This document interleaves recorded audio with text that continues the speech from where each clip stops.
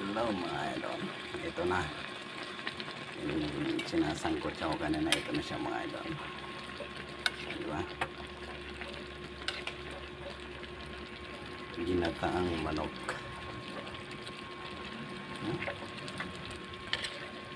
Sinan lang yan kasyempre mga idol. Sinangkot siya ko lang yung manok. Saka yung rekado. Tapos ito na siya. Tapos sinama ko sa sangkot yung mga idol yung papaya. Kasi hindi natin alam mga idol yung papaya. Meron kasi malambot na papaya. Merong mga matigas.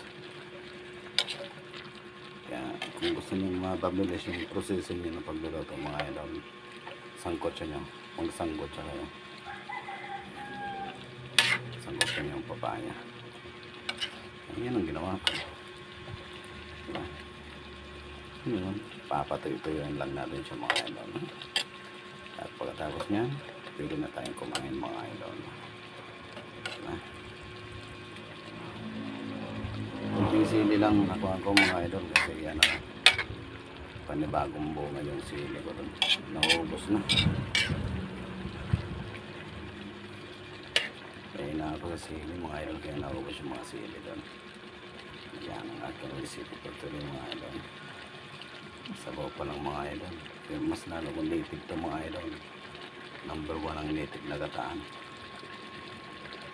Parang kung tawagin doon sa nagbibituin yung sabaw niya mga idol. Nagbiyelo yan mga sabaw niya idol.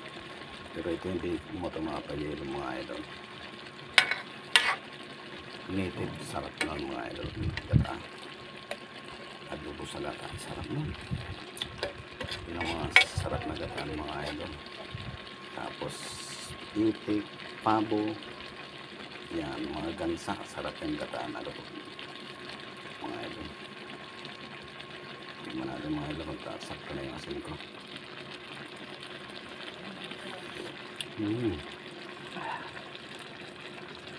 Matabang yung side lagyan natin yung konting asin mga idol. Yun lang po mga idol, and God bless po sa atin lahat. Bye bye, lagi huwag tayong mag-ingat sa tayo pupunta mga idol. Yun lang po, bye bye.